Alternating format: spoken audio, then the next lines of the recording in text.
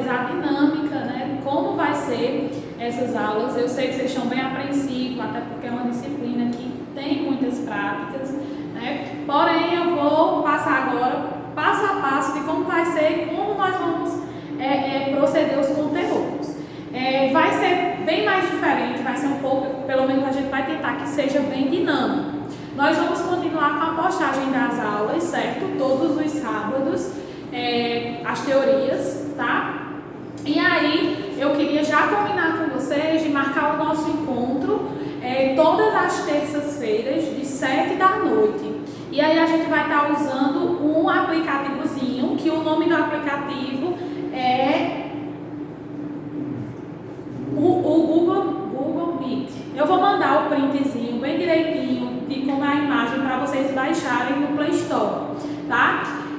Quando for na terça-feira, eu vou estar enviando o link, vocês vão clicar nesse link lá no grupo do WhatsApp e aí vocês vão direto para o aplicativo, aonde eu vou estar online fazendo essa interação com vocês, certo?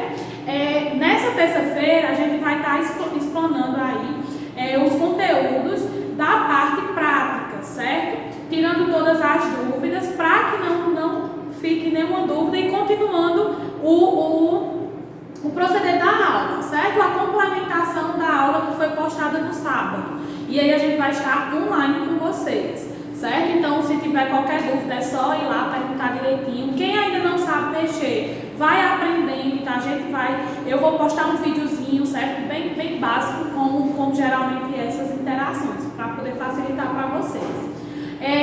Relacionado à questão das práticas, que eu sei que vocês vão estar se perguntando, as práticas, pessoal, nós vamos fazer o agendamento com a turma, certo? Então, quando for liberado para retorno das aulas ou para retorno de atividades na escola, tá? A gente vai começar a agendar essas aulas práticas, certo? Que também vai ser comigo, tá bom? E aí, depois quando a gente realizar essas práticas e também já forem liberadas as nossas visitas técnicas, nós vamos estar já justamente também entrando em contato com os locais. Por quê? Nós vamos ter uma visita técnica no SAMU, tá? E nós vamos ter uma visita técnica na área vermelha do regional, tá certo? Então, quando for liberado, aí Anderson vai estar fazendo aí esse agendamento por grupos, certo? Tanto as aulas práticas, como também a questão das visitas vão ser por grupo, como aquele calendáriozinho que vocês recebem de estágio, tá certo? Então, nós vamos estar fazendo tudo isso. Não se preocupem que vocês não vão sair perdendo em nada, tá? Outra questãozinha. Nossas aulas, né, dos sábados vai continuar um pouco extensa, assim como a obstetrícia também foi, né? Vocês perceberam que são aulas mais longas, então a nossa de urgência também vai ser um pouco mais longa, certo? Porque, como eu disse para vocês, é uma disciplina teórica prática, porém tem também muita teoria que é necessário que vocês aprendam também, certo? E as nossas notas e a frequência ela vai ter que ser contabilizada tanto pela aula do sábado como pela aula da terça, tá certo? Então vão ser 8 frequências, tá? As nossas notas vão continuar 4 notas, porém elas vão se tornar fracionadas. Como assim, Nigéria? Nós vamos ter uma atividade, certo? Relacionada ao conteúdo do sábado e nós vamos ter uma atividade relacionada ao conteúdo da terça. Nigéria, mais uma retirada de dúvida, porém nós também vamos estar adentrando, assim que possível, sempre em outros conteúdos na terça-feira, certo? Então, nas terças eu vou estar lançando casos clínicos para vocês, certo? Seja 1, seja 2, seja 3, mas todas as terças eu vou lançar um caso clínico para vocês, certo? E também nós vamos estar o quê? Vou lançar no sábado para que na terça a gente já esteja corrigindo esses casos clínicos. E uma atividade extra também relacionada ao conteúdo teórico, certo? Então, nós vamos ter essas 4 notas fracionadas. Então, vão ter várias atividades para vocês. Então, realmente uma disciplina bem puxada e não vai ser diferente porque a gente está, né, de forma virtual. Então, eu vou tentar, tanto eu quero que vocês cobrem de mim, como eu também vou cobrar bastante de vocês para que a gente não tenha realmente nenhum déficit nessa disciplina, tá? E aí, de antemão, eu quero que só seja só isso. Qualquer dúvida, né, vocês vão retirando no decorrer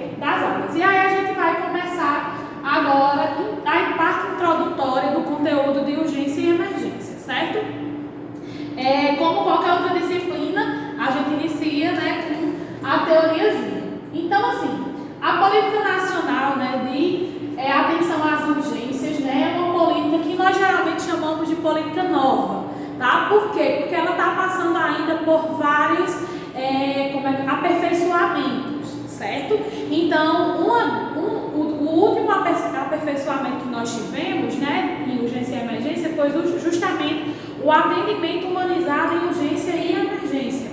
Então, se vocês quiserem fazer pesquisas sobre isso, vocês vão encontrar muitos artigos, né, relacionados a esse atendimento, tá?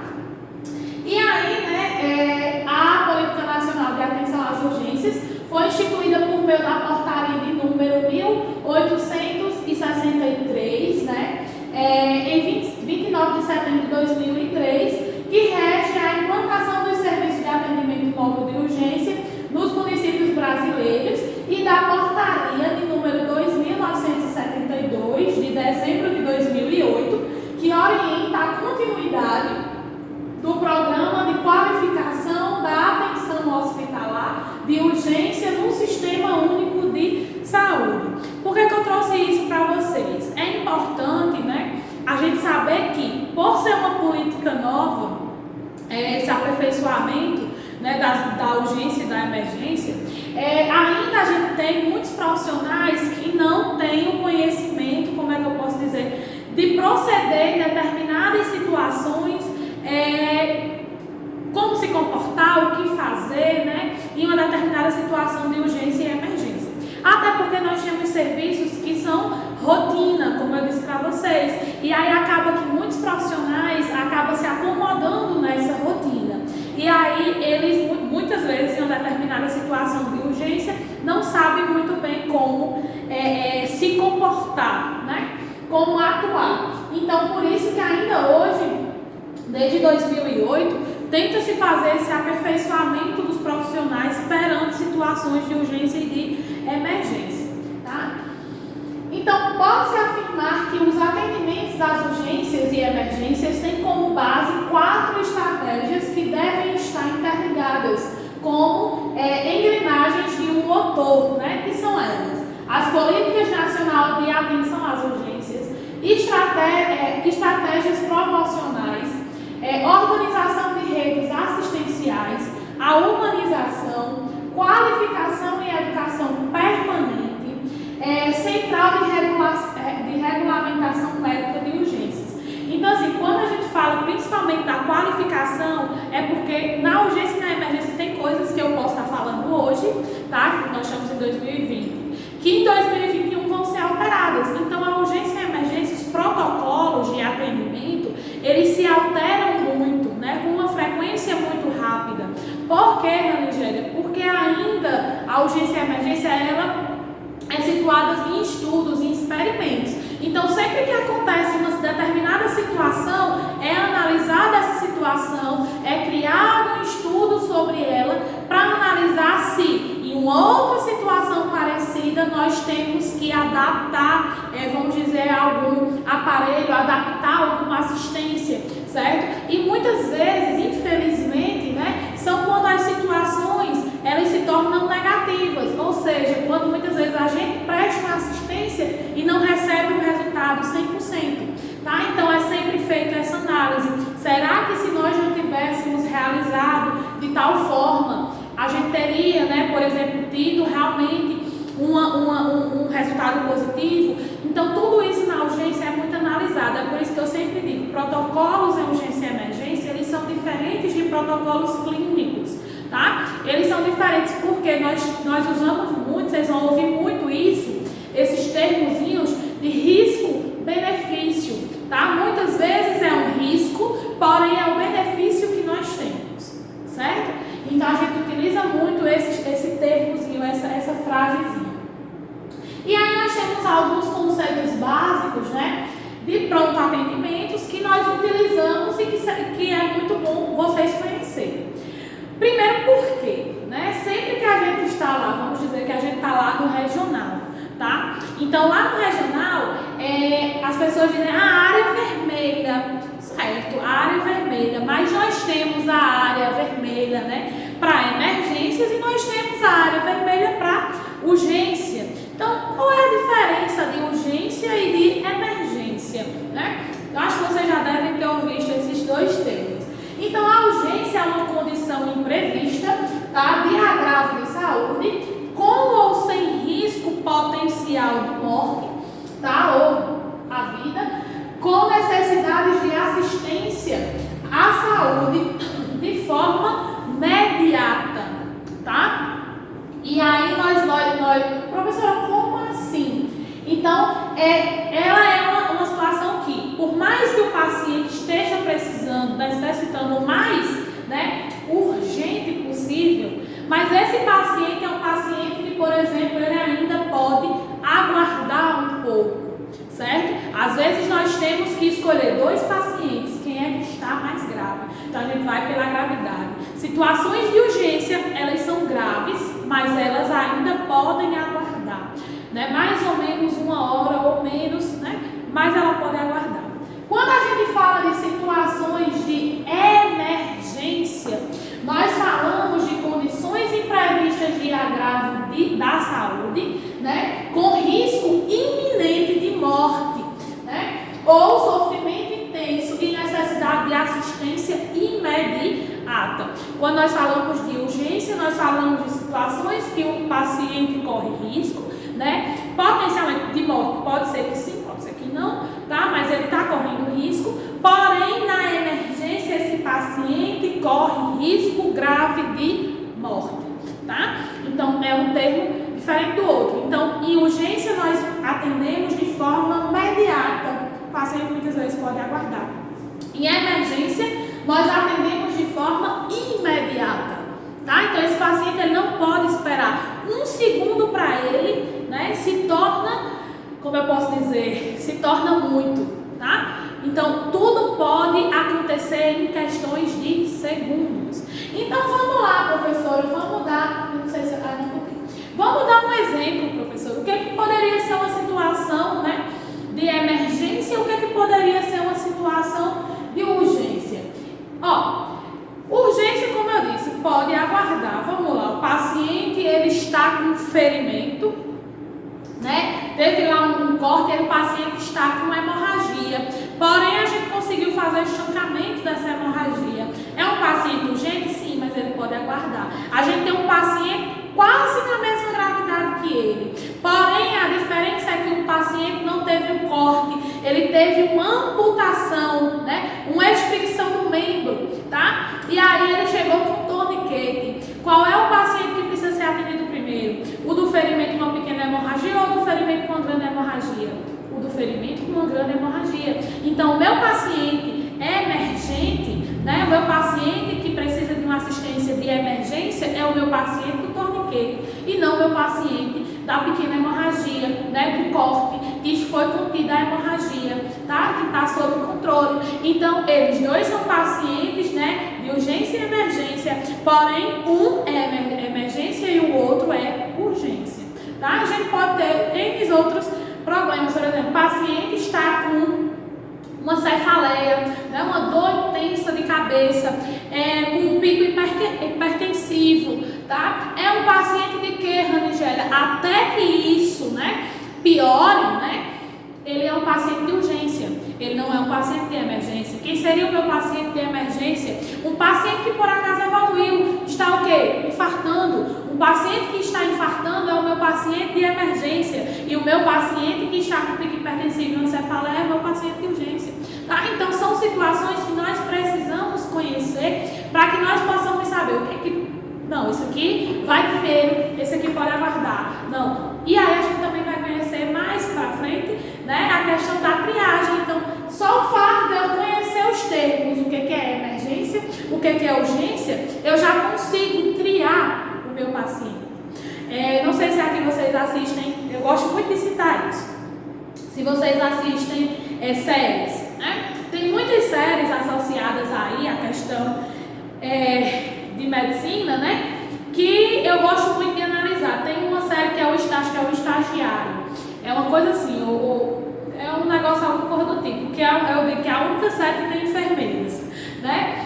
E aí eu lembro de um episódio que uma enfermeira chegou, era o primeiro dia de plantão dela, e aí o que aconteceu? Ela tinha que fazer a triagem dos pacientes. E aí o hospital nesse dia estava muito tumultuado, né? Enfim, teve um acidente, né, com várias vítimas e chegaram tudo de uma vez, essas vítimas. E ela tinha que triar o mais rápido possível, né? Tinha que fazer a anamnese, tudo direitinho para poder triar esses pacientes e saber quem que era uma urgência, quem que era uma emergência e assim sucessivamente. Aí o que acontece? Chegou um cara, por isso que eu digo, na urgência existe muita máscara, tá? Muitas vezes o paciente pode aparentar não ter nada, né? Mas ele pode ter tudo, principalmente quando a gente for falar de trauma, certo? Acidentes, colisões, tá? Então, o mínimo que meu paciente apresentar é importante porque aquilo pode reverter e se tornar grave, tá bom? Então, o paciente chegou deambulando, certo? Ele, se eu não me engano, ele estava andando de skate e aí ele recebeu o atrito, né? E aí, por ele estar andando, por ele estar conversando, a enfermeira disse, não, verde, triou ele verde, né? O paciente anda, o paciente fala, o paciente, então verde. Só que ela não perguntou nada, como tinha sido, onde ele estava, se ele estava dentro do carro, se ele estava fora, se ele tinha recebido a colisão, ela não perguntou, ela apenas observou e triou, tá? E aí, o que é importante que a gente tem que analisar? Um paciente de trauma, ele pode reverter o quadro em questões de segundos. Então, o tempo que foi dela botar a pulseira nele verde e ele entrar e sentar numa maca, foi o tempo dele começar a passar mal, ao quadro dele se modificar. E o que aconteceu? O paciente estava com uma hemorragia interna, né? Que é uma característica que muitos pacientes andam, conversam e depois o corpo ele começa a apresentar sintomas, tá? E muitas vezes apresenta assim, sinais que é a famosa equimose, que muitas vezes nós observamos que são as manchas, né, arroxeadas pelo corpo, é um sinal de, por exemplo, hemorragia interna, tá? Porém, são sinais que muitas vezes a gente precisa estar observando para poder identificar, certo? Então, são situações como essa que é importante a gente conhecer os termos para que eu possa, por exemplo, triar o meu paciente, tá? E aí nós temos o socorro básico, o socorro avançado, o pronto-socorro e a sala de urgência, certo? O socorro básico, né, é o atendimento que não necessita da realização de procedimentos invasivos, tá? Então, por exemplo, o paciente chegou muitas vezes, não, só precisa de um curativo. Então, não é um procedimento invasivo. Realizou, né, a asepsia do local do ferimento e a gente fez um curativo e o paciente recebeu alta, foi embora. Então, não utiliza procedimentos invasivos. Socorro avançado é um atendimento que, por algum motivo, são necessários os procedimentos invasivos. Por exemplo, o paciente rebaixa, o paciente precisa ser entubado, né? O paciente precisa de uma sonda urgente. Então, são procedimentos invasivos, né? O paciente precisa, sei lá, de uma traqueostomia. Então, tudo são procedimentos mais invasivos. Pronto-socorro, local destinado ao atendimento das urgências e emergências constatadas. Então, por exemplo, a gente tira aí as UPAs, né? Esses locais que são pronto-atendimentos que chegam, né? Muitas vezes que chegam às urgências lá e aí pode ser realizados os procedimentos. Sala de urgência, né? Um local destinado e equipado dentro do pronto-socorro para o atendimento, né, de vítimas mais graves. Como assim, Angélia? Por exemplo, nós temos, vamos por regional, a UPA também tem a sala de emergência, que é uma sala que ela tem o carrinho de parada, né, que nós temos o desfibrilador, que nós temos tudo direitinho lá para uma urgência, uma gravidade, nós termos como reverter o quadro desse meu paciente, certo? Então, nós temos sempre uma sala de urgência e essa sala vai ser destinada a pacientes graves para a gente reverter o quadro, tá? Sala de urgência, já falei, né? Local de atendimento, equipamentos de pronto-socorro para atendimento de urgências e emergências imediatas de sua procedência. Aí nós temos os sinais, né, e sintomas. Os sinais, por que eu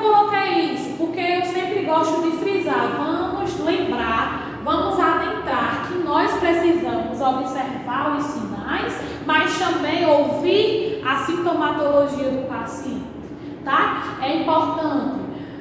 Sinais são os indicativos, né, que nós obtemos por meio do auxílio da vítima. Ou seja, o fato de eu observar, olhar para a vítima, eu consigo identificar sinais. Tá? Sintomas são os indicativos que obtemos com o auxílio sinais são os indicativos que obtivemos sem auxílio da vítima, por meio da visão, a gente olha e observa. Sintomas, né, os indicativos que obtemos com o auxílio da vítima, que ela vai nos dizer o que ela está sentindo. Cuidados de emergência, né, que são esses cuidados de emergência, definidos como aqueles decorrentes de alterações significativas no padrão de normalidade dos sinais e sintomas apresentados pelo cliente de forma súbita, situações que requerem imediata tomada de iniciativa e medidas terapêuticas para reverter o quadro, sendo, portanto, fundamental agir com precisão no desempenho de ações rápidas e articuladas entre os membros da equipe de saúde. Então, assim, por que eu coloquei tudo junto? Porque eu sempre digo, a visão de um enfermeiro, né, de um técnico emergencista,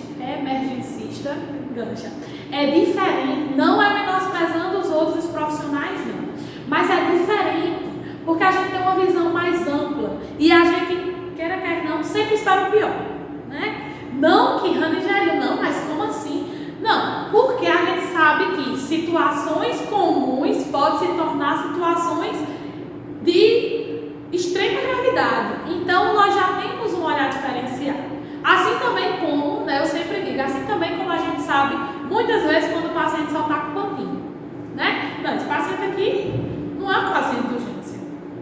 Esse paciente aqui não se enquadra em paciente de urgência. Por quê? Né? Por que muitas vezes ele veio até o serviço, porque ele procurou o PSF, ou então por que ele chamou o suporte básico, por que ele chamou, não é, se enquadra, né? Claro que a gente nunca vai dizer isso na frente do paciente, porém a gente tem que ter aquele gingado, né? Aquela conversa para explicar, ó, situações para ser chamado, por exemplo, o atendimento móvel, né, o SAMU, são situações tal, né? A gente já teve um paciente que chamou a gente para perguntar se a gente não tinha um comprimido na almoço, que ele estava com dor de cabeça e ele não tinha em casa. Certo? Então, a gente era mais dor de cabeça. Dor de cabeça realmente pode se tornar uma coisa grave? Pode. Mas não depois de o cabo ter tirado a cara uma noite antes. Né? Então, assim, são situações que a gente tem que analisar como um todo. E o enfermeiro, os profissionais de enfermagem ou qualquer outro profissional que eles já são emergencistas, eles conseguem tomar uma decisão mais rápido, eles conseguem, por exemplo, saber o que fazer mais rápido, porque a gente já vive nessa forma acelerada. Então, quer não, se você é um profissional, né, que trabalha em emergências tranquilo, é porque ele sabe que aquela situação está sob controle. Ou, né, também muitas vezes acontece de você manter o controle para que a sua equipe, ou o seu paciente, ou o familiar não perda o controle. Então, assim, vocês só vão saber ou entender, né, como é realmente a sensação quando vocês estiverem atuando. Porque realmente a gente começa a desenvolver certas atitudes que nem você mesmo se reconhece, tem hora. Né? Tem hora que você está muito calmo, tem hora que você realmente está mais acelerado, tem hora que a gente olha assim e fala, meu Deus, o que eu estou fazendo aqui? Né? Mas tudo isso a gente vai realmente se controlando. E a gente vai descobrindo muitas coisas. Então, quando eu falo da questão de sinais e sintomas, observem, mas também ouçam, escutem, perguntem ao paciente de vocês. Professora, mas meu paciente está desacordado. Pergunte a terceiros que viu a cena. Agora não vai fazer igual uma colega minha, né? Que a mulher passava mais tempo investigando do que tratando. Então a gente tem que ser ágil. No momento que a gente pergunta, a gente já está também prestando assistência. Então não tem esse negócio de respirar, não. Tem que fazer tudo ao mesmo tempo. Porque segundos, muitas vezes, para o paciente se tornam horas. Podemos ter reversão do quadro em segundos, né? Piora do quadro, alteração, a gente pode perder um paciente em questão de segundos.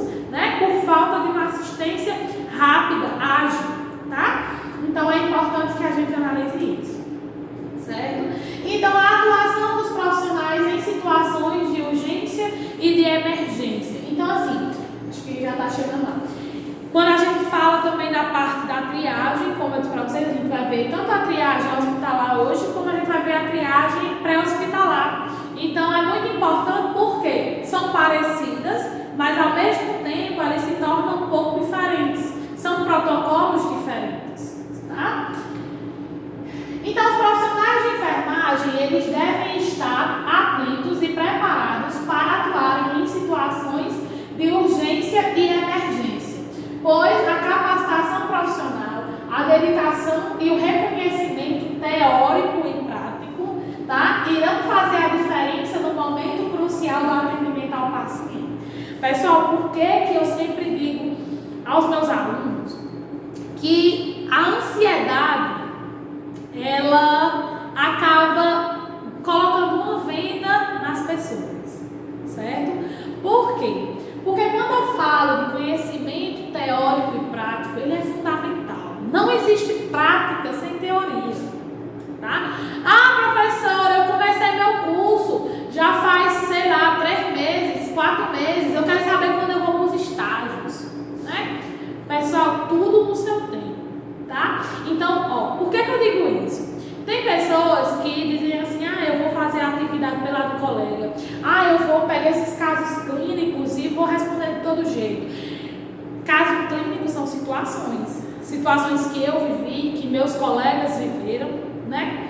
Que a gente está expondo para vocês, para que vocês já entendam como vocês reagir ou prestar uma assistência perante determinada situação. Então, isso é o quê? Um caminho que a gente dá para que vocês possam, né, se desenvolver. É teoria? Sim. Mas ao mesmo tempo é prática? Sim. É uma vivência, é uma situação. Então, isso é importante, tá? Esse mesmo relato que eu dou em sala, né, eu estou trazendo para vocês aqui porque eu acho importante, tá? Então, tudo tem o seu tempo. Vocês vão ter visitas, vocês vão ter estágios. E vocês ainda vão se perguntar, eu fui para tal canto, né, para a maternidade, para o regional, mas eu não vi isso, porque a gente nunca vê tudo, né? Se a gente fosse ver tudo, eu acho que não teria tempo, porque a saúde ela é complexa, né? Como eu disse, a urgência, ela muda, né? Muda muito rápido. Vai fazer 4 anos que eu estou no SAMU. E assim, eu ainda tenho situações que eu digo, meu Deus, o que é que eu vou fazer? Né? Porque são coisas do dia a dia, são coisas que muitas vezes são situações, um paciente caiu no barranco, ele era obeso. Eu olhei e disse, o que nós vamos fazer? Porque eu não consigo puxar. Né? E aí teve que parar o povo que ia passando na estrada para poder ajudar. A gente imobilizou para poder puxar. Então são situações que eu vou me pegar ainda me perguntando como. Mas por que eu digo a vocês que é importante teoria e prática? Porque eu tenho colegas, né, que trabalham que a teoria é muito fraca. E aí vamos lá. Nós vamos ter uma aula sobre isso, tá? Eu não vou adiantar, mas eu só vou dar um exemplo. Sobre choque, tá? Nós temos vários tipos de choque.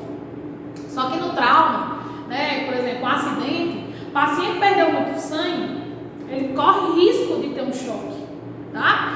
E aí a gente vai chegar, o paciente está sangrando, está sujo.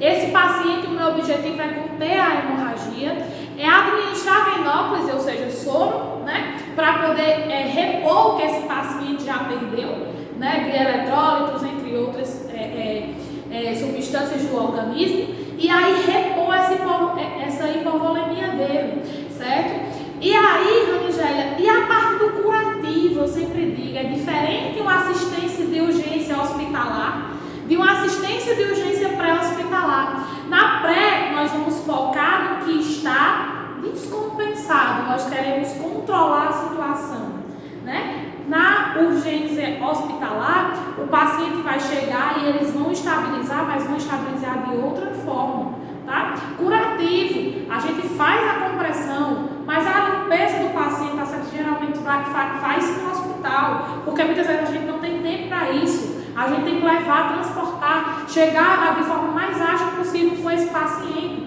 tá? Então, é um exemplo. Se vocês pegarem protocolos, se vocês pegarem os PDFs da vida, de protocolo de suporte básico, né? Vocês vão ver isso. Então eu já peguei colegas querendo dar banho praticamente no paciente. Eu já peguei um colega pedindo, traga aí água que a gente vai lavar ele, porque ele está muito sujo de sangue. A gente não pode fazer isso. A gente pode estar provocando um choque no paciente. O paciente perdeu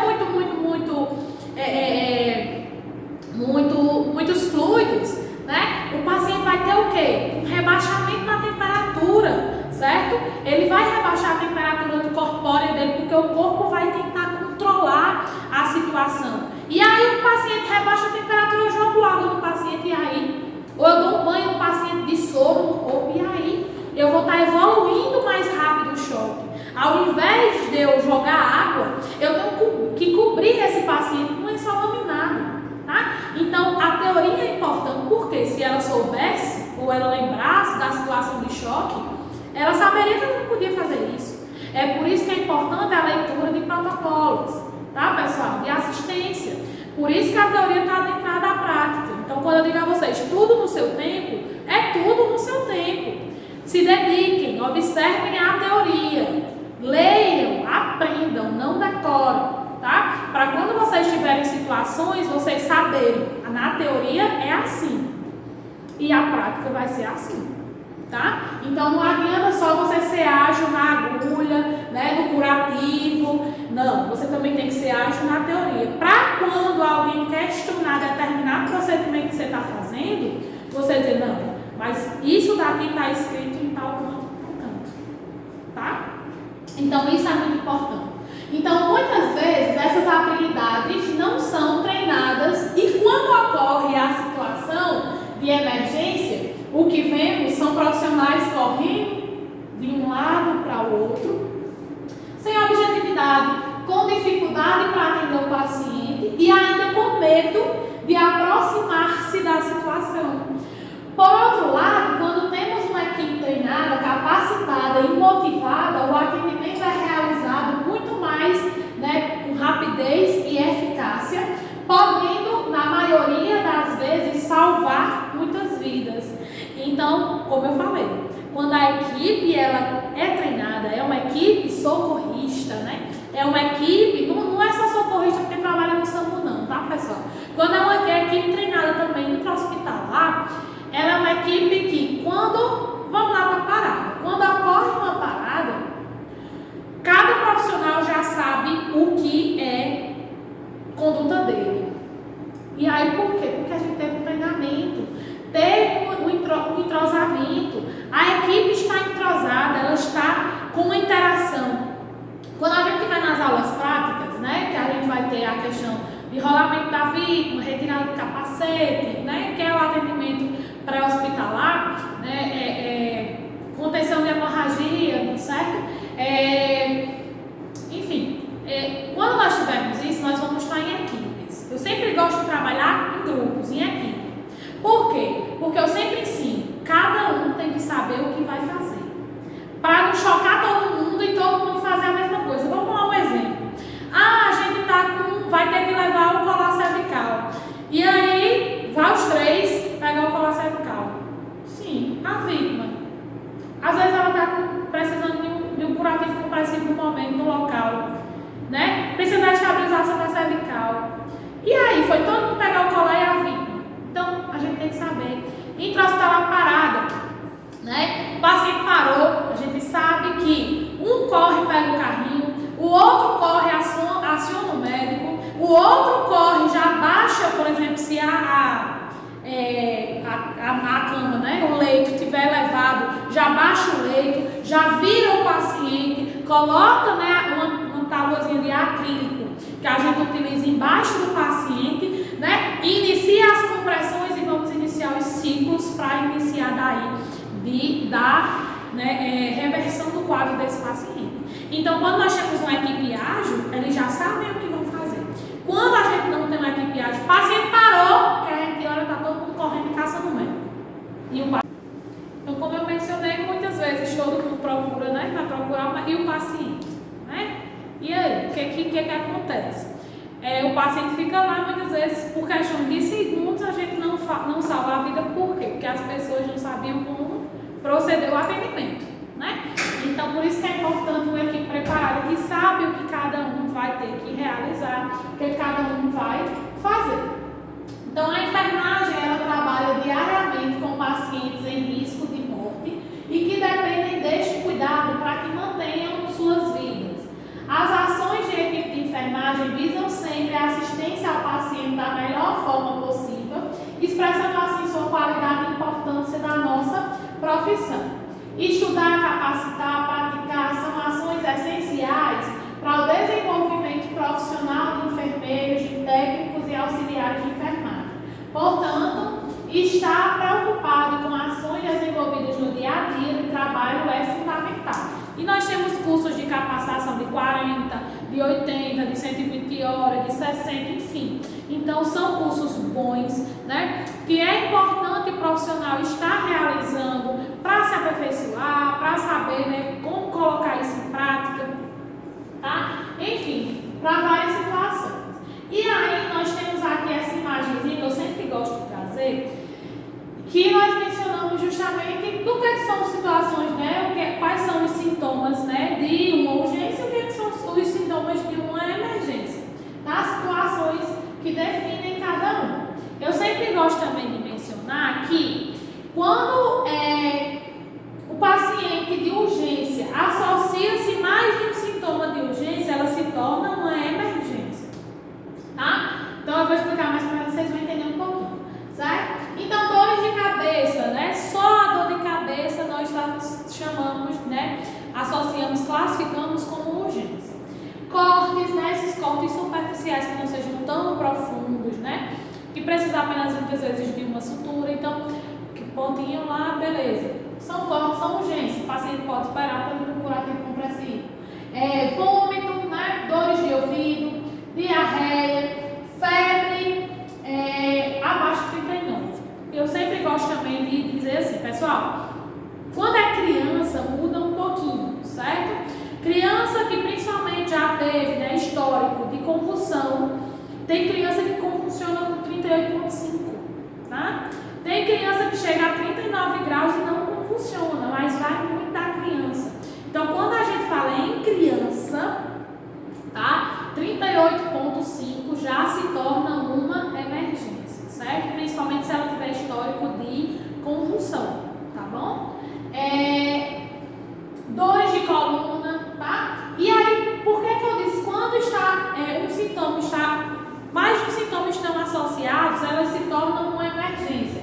Por exemplo, diarreia, vômito e dores de cabeça, né? Tudo associado se torna uma emergência. A situação que essa pessoa muitas vezes foi exposta e desenvolveu essa sintomatologia também é importante.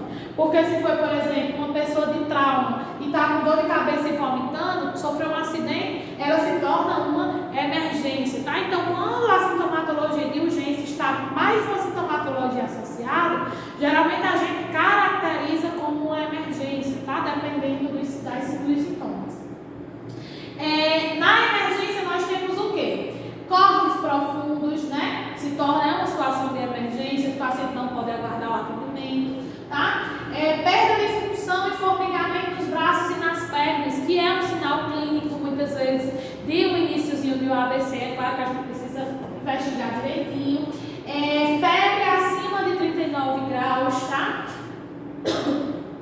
Dor abdominal forte, vômito, crises de asma e bronquite asmática, porque a gente acha que são coisas simples, mas ela pode se reverter rapidamente para uma parada cardiopulmonar, tá bom? Porque como eu gosto de mencionar, muitas vezes, quando ocorre, né, uma crise aí de bronquite ou de asma, os alvéolos eles começam a colabar, se fechar, se juntar, e aí pode ser que em algum determinado momento não entre ar e não saia, e aí o paciente vai começar a iniciar aí, né, uma aceleração, por exemplo, cardíaca, um ataque cardíaco, e por meio disso fica sem respirar, a dispneia piora, e aí o paciente pode entrar no quadro de uma parada cardiopulmonar rapidinho, certo? Então, por isso que uma crise de asma e bronquite é uma questão de emergência.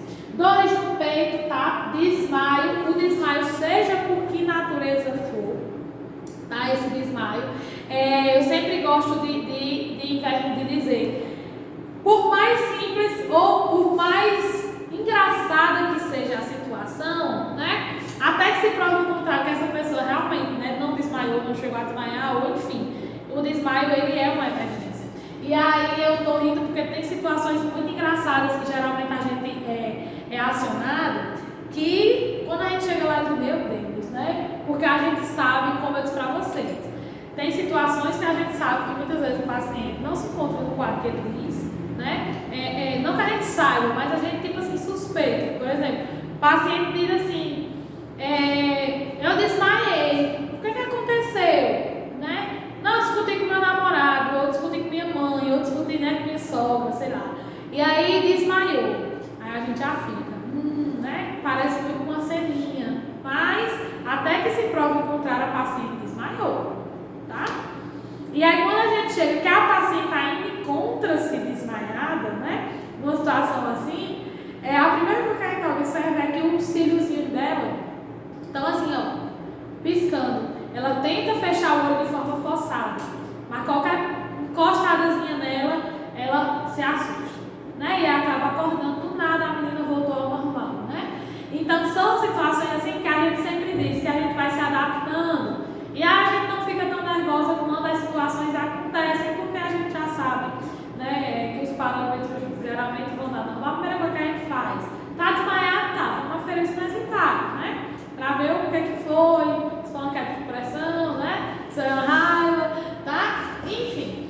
E aí, nós também temos as intoxicações, certo? Essas intoxicações podem ser por meio de alimentos, pode ser, tem gente que tem alergia a camarão, né? Aí tu comeu e intoxicou, teve uma reação. Pacientes que fazem uso de mais de uma medicação ou às vezes tentativa, né, de suicídio, ingeriu vários comprimidos, certo? Entre outras substâncias, uso de drogas, né, de forma excessiva, drogas ilícitas, tá? Então tudo isso são situações aí de emergência, situações de urgência e situações de emergência, tá? E agora nós vamos falar um pouquinho sobre a questão da humanização no atendimento de urgência e emergência, tá?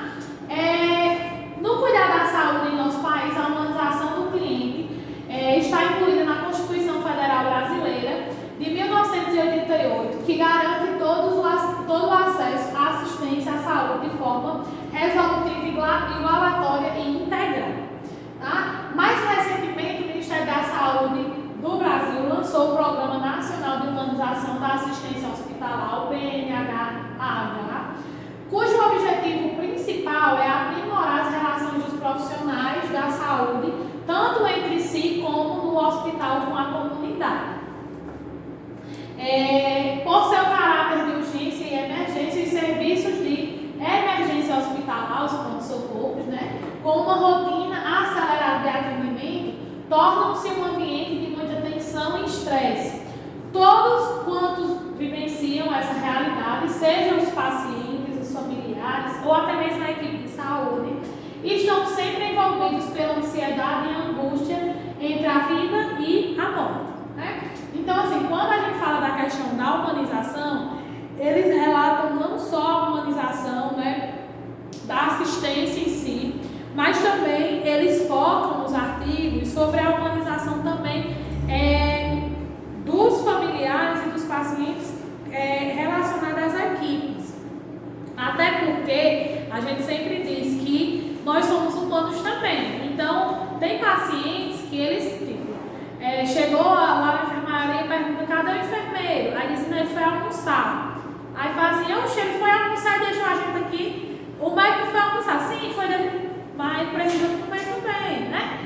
Enfim, então são essas e outras situações que vocês vão estar passando, que muitas vezes vai sobrecarregar vocês, certo? E é normal, tá? Então, assim, não crie. A ansiedade, ela vai ser normal, é por isso que eu sempre digo. A ansiedade que vocês têm para que cheguem os estágios, para que cheguem as aulas práticas, né? Ela nunca vai se acabar, porque só vai gerar mais ansiedade relacionada tanto a isso, né? Como quando isso passar, vocês vão estar relacionadas ao primeiro emprego, né? Quando chegar no primeiro emprego, como é que vai ser o plantão, se vai ser saber lidar. Enfim, essas ansiedades sempre são normais, principalmente quando a gente chega em um ambiente desconhecido, tá? E da mesma forma é para o acompanhante ou muitas vezes para o paciente. Então, por isso que eu sempre digo que determinados comportamentos, muitas vezes, dos pacientes são comuns também porque pelo fato dele estar muitas vezes assustado, né? Por ele estar nervoso. Então, tem situações que a gente tenta relevar o máximo possível, né? Eu sempre gosto de dizer também que o hospital é mais fácil da gente meio que sair de perto, né, e deixar o paciente lá ou acompanhando, muitas vezes se estressando, né? Mas aí a gente já no serviço, no SAMU, já é bem mais difícil, porque vai todo mundo dentro da ambulância e muitas vezes vai o acompanhante ou até mesmo o paciente, vai enchendo o saco até muitas vezes o transporte, até o final do transporte. Então assim, é bem complicado, tem dia que a gente realmente tem que respirar e dizer assim, não, vou entregar na mão de Deus, né, porque se for na minha, principalmente quando a gente pega ocorrências com bêbados, né, é bem complicado, muito complicado mesmo, tá? Ao conviver com essa realidade, sobressai a precariedade desses serviços, não raro, né, nos deparamos com os corredores aglomerados de pacientes em macas, sem colchão, sem privacidade, conforto ou segurança, à espera de um atendimento e ainda vulneráveis a infecções cruzadas, tá? Então, assim, aqui em Patos eu acho que a gente não vê tanto. O regional já teve, sim. Tem muitas vezes, às vezes, principalmente no final de semana, que muitas vezes aglomera, né, realmente, nos corredores, tudo. Mas a gente vê situações piores em Campina Grande, João Pessoa, né, no trauma, tá? Porque realmente a precariedade do serviço é um pouquinho maior. Digamos que o hospital tem que atender uma quantidade que ele não tem suporte para a quantidade, né, muitas vezes de paciente, e a gente não pode voltar no paciente. O paciente chegou, não pode, o serviço não pode voltar, o SUS não pode voltar o paciente. Tá? Então tem muitas pessoas que dizem, mas eu estou com fila no corredor, você precisou do serviço, o serviço não pode mandar você embora, mas aí você vai ter que aguardar. Infelizmente é a situação, né? A gente muitas vezes não tem o que fazer, né? E sem querer babar os profissionais de enfermagem, e é porque a equipe de enfermagem sempre dá um jeito para tudo, né? É uma máquina que bota 2 pessoas, sei lá, né? A gente já tem situação no SAMU dos profissionais em pé e a gente leva 2 pacientes, um numa maca e outro no banco, em outra maca, porque ia demorar muito outra ambulância chegar para dar suporte e a gente já estava mais próximo da cidade e leva todo mundo. Porque era uma situação, como eu disse para vocês, risco-benefício, né? Que nós estávamos expostos, mas que tinha como a gente resolver, então foi a forma que a gente encontrou. Então são situações que vai necessitar, né? Realmente tem uma solução, mas nem todas muitas vezes tem, tá? Nesse ambiente encontra-se também os familiares, geralmente, né, desinformados quanto aos procedimentos adotados em relação ao paciente e à própria situação deste. Eu sempre gosto de focar assim, é um pouco complicado, né? Assistir o paciente, prestar assistência e ao mesmo tempo informar a família. O que é que geralmente eu faço? Em uma situação, né, como eu posso dizer, muito urgente, muito grave, quando a gente entra na ambulância, que entra a equipe, e a gente deixa o familiar fora, certo? Até a gente atender, até a gente estabilizar e até a gente iniciar o deslocamento. Por quê? Porque se o familiar muitas vezes vê a situação que está acontecendo, né, ele pode ficar ansioso, ele pode ficar e acabar atrapalhando o serviço. Sem contar que na ambulância, por exemplo, a gente não tem muito espaço, certo? No hospital também não se torna diferente, porque, por exemplo, se for para a área vermelha, não fica acompanhante. Então, o paciente fica lá fora, né, muitas vezes, como a gente falou, desinformado. Mas, sempre que possível, é bom a gente dar uma palavrinha, né, e passar a situação do paciente, né? Muitas vezes, é claro que a gente não vai dar, assim, para uma notícia, mas a gente ir passando a situação, né, realmente, a realidade. No SAMU, hoje, a gente, quando está muito grave, eu passo as informações, muitas vezes, para o condutor, e vou, então, às vezes, para o técnico, quando eu não posso deixar o paciente,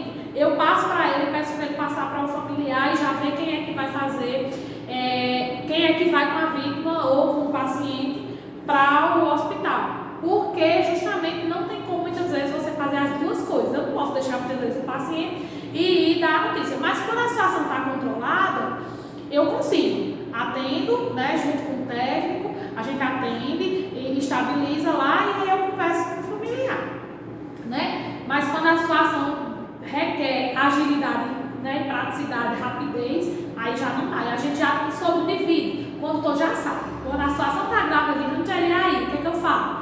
Então, isso. De boa. Ele desce, fala com a família tranquilamente, né? Então, assim, são situações ranqueiras, mas o correto não é um enfermeiro passar a situação, sim, mas tem como eu disse para vocês, tem momentos que dá, mas tem momentos que não dá. Então, a gente tem que usar a equipe por inteiro. A equipe, ela é capacitada para tudo. Então, eu sempre gosto, né, de não sobrecarregar. Eu acho que cada um pode ajudar de uma forma. Então, isso é importante também. Não deixar os familiares aí sem notícias, né? É muito importante, desinformados. Então, a atenção em urgência e emergência, a gente vai adentrar agora, né? A questão, como eu falei para vocês, de acesso, né? De transporte, essas questões de triagem, tá? Em busca da assistência imediata, podem ser encontrados indivíduos em real condições de emergência. Os não caracterizados com urgência e aqueles que buscam o atendimento do serviço pela proximidade, pela facilidade de acesso e não propriamente pela gravidade da condição de saúde. Essa crescente demanda inadequadamente alocada resulta na superlotação dos serviços de emergência e o risco de não atender adequadamente o paciente grave, comprometendo significativamente a qualidade da assistência prestada. Eu sempre digo que, não sei se é só o brasileiro, mas assim, as pessoas elas ainda precisam utilizar muito o bom senso. Por que, Ranigélia, você diz isso? Porque, pessoal, assim, tem pessoas que chegam lá na base do SAMU para verificar a pressão, né? Ah, Ranigélia, mas assim, a gente já está lá, custa? Não. Mas é um ambiente que, de certa forma, né? De certa forma não, é um ambiente contaminado. A pandemia, eu acredito que ela veio para ensinar muita gente, né? A entender que certas situações está colocando muitas vezes a vida dela em risco. A gente já chegou de ocorrência, todo mundo, né? Basicamente sujo, né? E pessoas aguardando na base muitas vezes para a gente realizar uma limpeza de um curativo que nem que sutura precisava. Tá entendendo? Então, assim, são situações que as pessoas se expõem e não entendem muitas vezes o risco e não entendem que o serviço também, né, não, mas eu moro aqui pertinho. Mas custava você ir até a unidade, né? Aqui pertinho, mas assim, a gente não pode estar fazendo essas questões. Se chega um paciente que realmente passa mal, a gente vai deixar a pessoa lá com o pé estirado e vai supor, o paciente está grave, né? Até porque não é certo também ir até a base do SAMU, mas cidade pequena, vocês vão ver muito isso, né? Acham que ligou para o SAMU, vai ligar diretamente para nós, quem vai atender sou ele, né? Quando na verdade eles não sabem que eles ligam para uma central, certo? De regulação, que vocês vão ver já também. Então, assim, é bem complicado. E aí, superlota, hospitais. Ah, não, vou pro regional, porque só assim no regional eu faço exame, não sei o que. Não, UPA não vou pra UPA nada, eles vão mandar eu pro PSF. Ou então vice-versa. Hoje ainda tá melhor porque o regional hoje barra. Antigamente não barrava tanto, quando não existia as UPAs, né?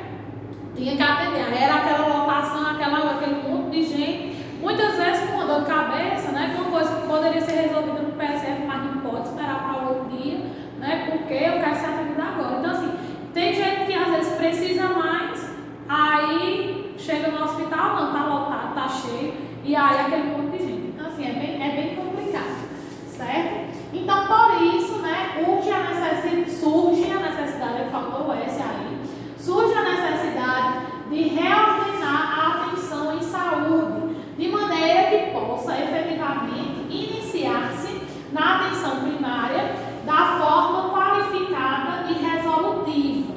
A execução de ações de promoção de saúde, prevenção e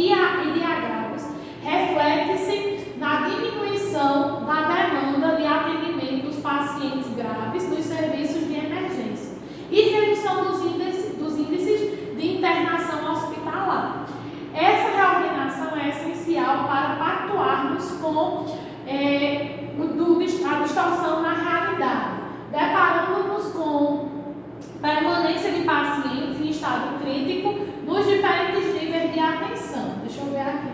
Vamos lá. A questão, né, como eu disse para vocês, que parte sempre da atenção primária. Não esqueçam nunca disso. O primeiro serviço, a não ser que seja uma situação, né, de urgência ou emergência, o primeiro serviço que a gente tem que procurar é a atenção básica, é o PSF, certo? A UBS. Por quê? Porque é de lá que vai orientar para onde o paciente vai. E muitas vezes, né, quando o paciente ele procura a UBS, eles orientam, muitas vezes até se for uma gravidade, já chama até o SAMU. E aí já feito o trânsito do paciente, o transporte. Então, assim, são situações que nós temos níveis, o nível primário, que é a atenção básica, nível secundário e o terciário. Então, o secundário seria a questão dos hospitais, né, para mandar esses pacientes. E as pessoas têm que entender que necessitam passar por todas essas etapas. Porque se vê a necessidade da pessoa aí, vai fazer o deslocamento ou vai fazer o transporte, tá, pessoal? Então, é importante a gente estar analisando essas questões para depois não estar sobrecarregando ou superlotando os hospitais, né? E aí a gente está orientando os nossos pacientes. Um sistema de internação ao paciente em estado crítico, potencialmente crítico, exige a conformação de uma rede assistencial hospitalar e extra-hospitalar que atua de forma organizada. Com a instituição de Política Nacional da Atenção às Urgências, essa rede é apresentada com a explicitação dos componentes envolvidos na atenção às urgências em diferentes níveis. A intersetorialidade envolve as interfaces e as responsabilidades assistenciais de todos os componentes, para oferecer ao usuário uma atenção qualificada e humanizada nas diferentes fases do ciclo vital. Incorporando o princípio da complexidade progressiva e da integralidade no cuidado, conduz a reflexão sobre o papel do cliente, do profissional e da sociedade como agentes transformadores da realidade. Então, quando a gente fala, pessoal, de intersetorialidade, a gente fala da questão das transferências. Então, assim, o paciente chegou num determinado setor, né, num determinado hospital. Ele chegou grave, o hospital viu que não tem suporte para o paciente, esse paciente é transferido para outro hospital, né, que tenha suporte e que tenha a assistência necessária a esse paciente. A gente, assim, por exemplo, não sei se vocês já observaram, chegou o paciente aqui em Patos, não, a gente vai ter que transferir para Campina Grande, né? Principalmente pacientes de traumas. Eles mandam muito para Campina quando o caso é bem grave. Então, assim, quando é muito grave, né? Quando a situação dá para manter sob controle aqui mesmo no hospital, eles não encaminham. Então, vocês têm que observar essas questões, né? Essa questão do transporte ou da transferência, é claro, que é orientada e autorizada pelo médico, certo?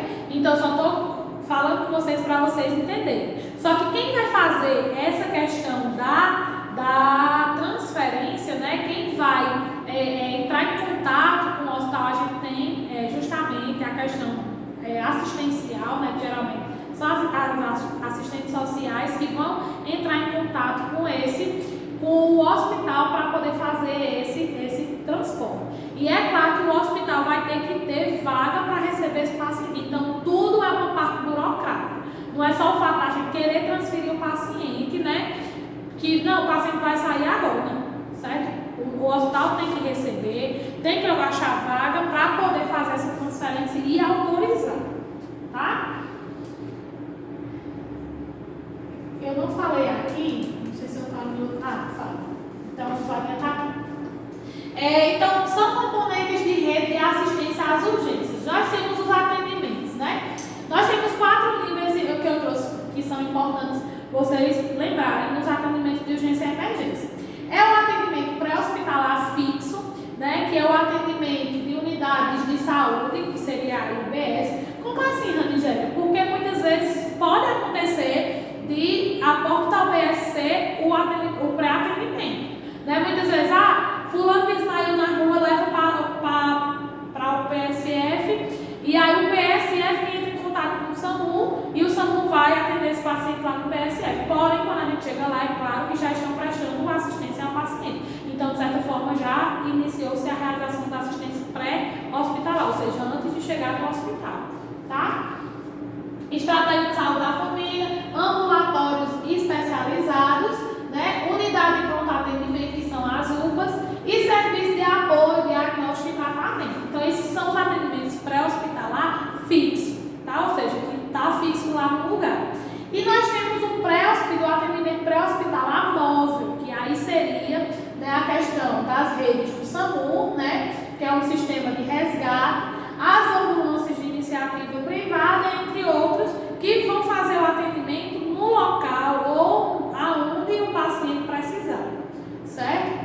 Aí nós temos a rede hospitalar, que é a rede hospitalar que ela é médica, né, de médio porte ou de complexidade maior, de alta complexidade.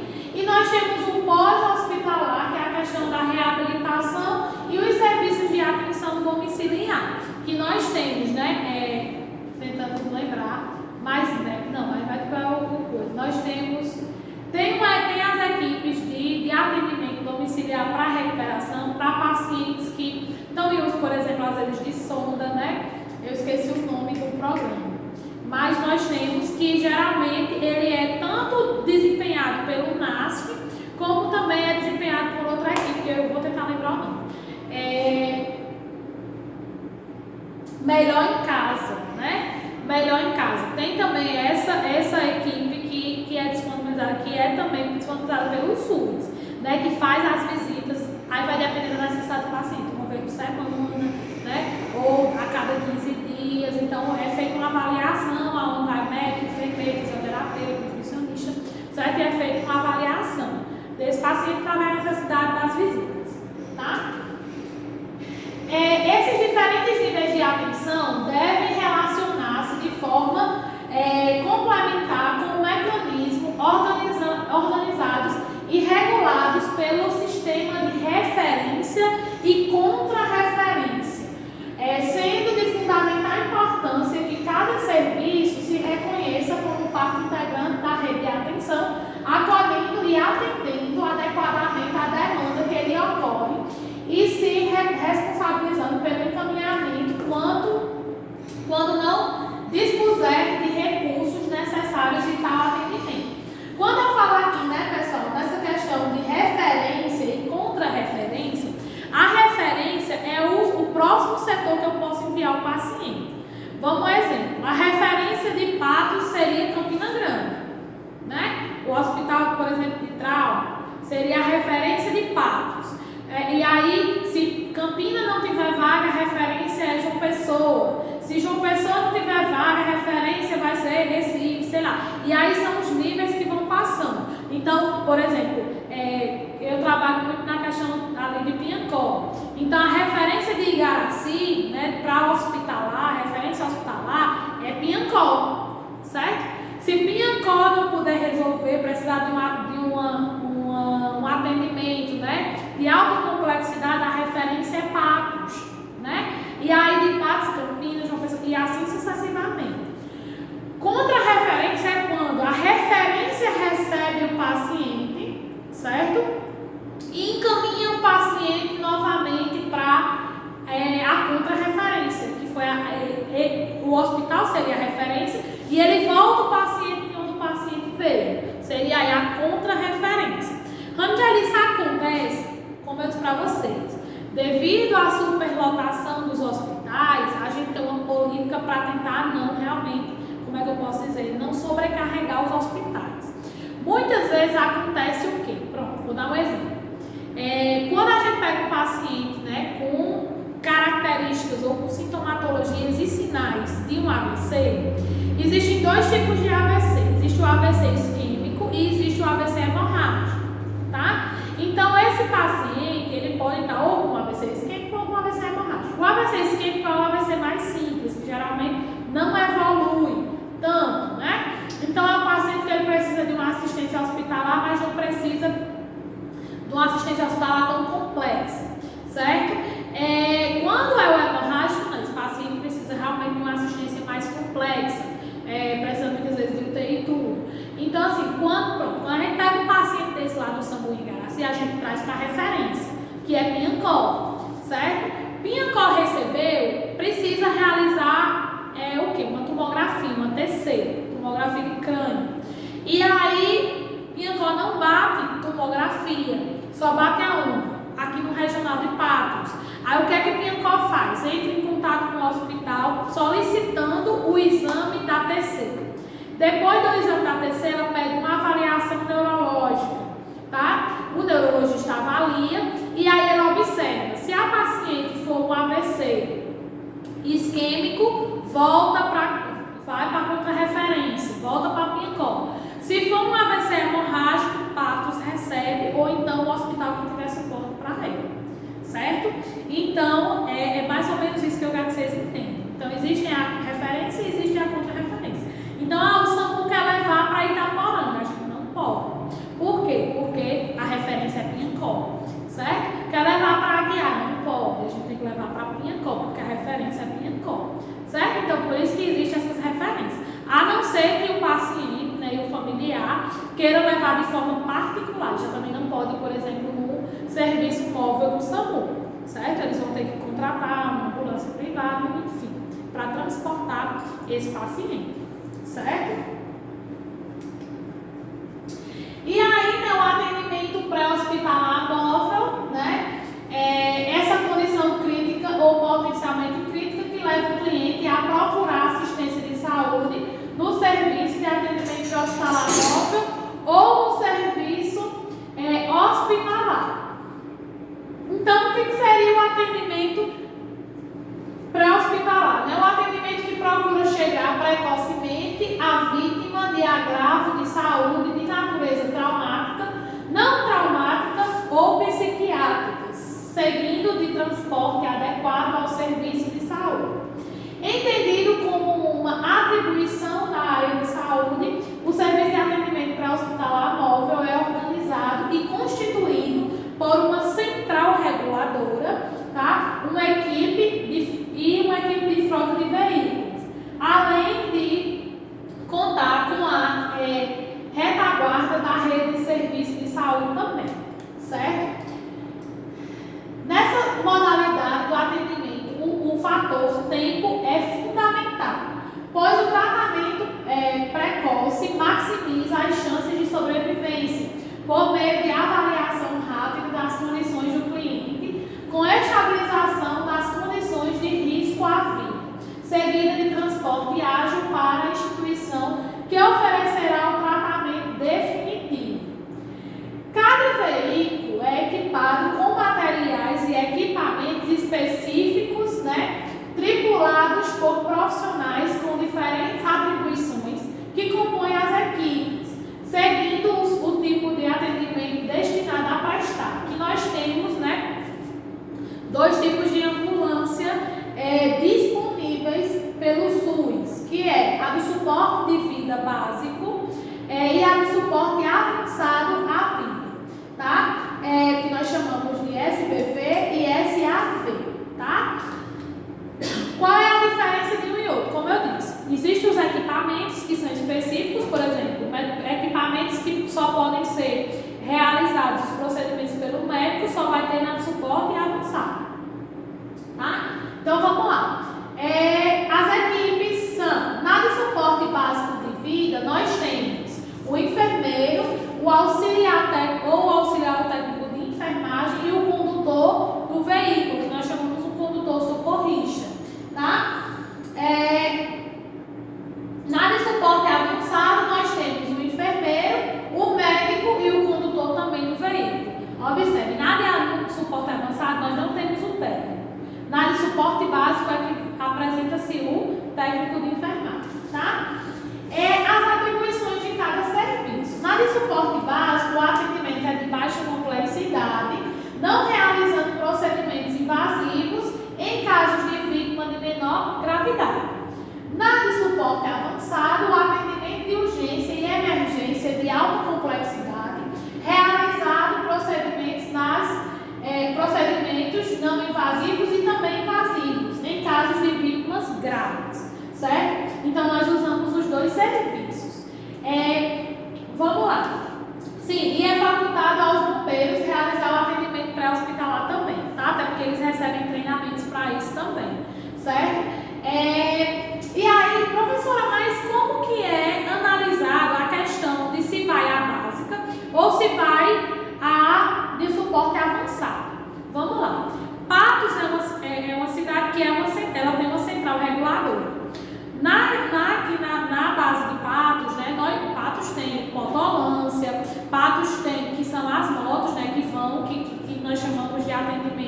rápido, que consegue chegar no local de forma mais rápida.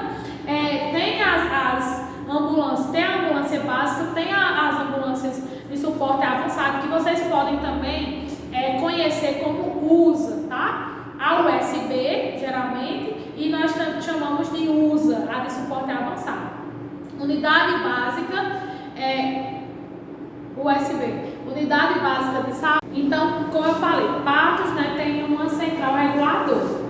E aí aqui em Patos, por exemplo, né, tem como o médico saber se vai mandar a USA ou se manda a básica. Nigéria, municípios que não têm a USA, como é que vocês fazem?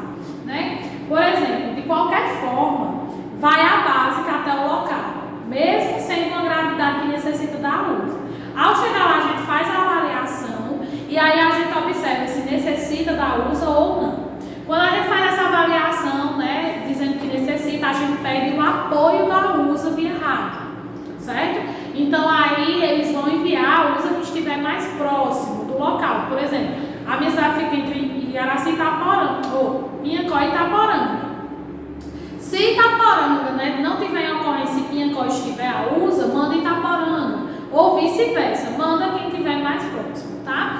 E aí a gente vai escolher se tem como transportar a vítima e fazer uma ponte, a ponte é ir ao encontro da USA na BR, né? Ou se a gente vai aguardar a USA no local, certo?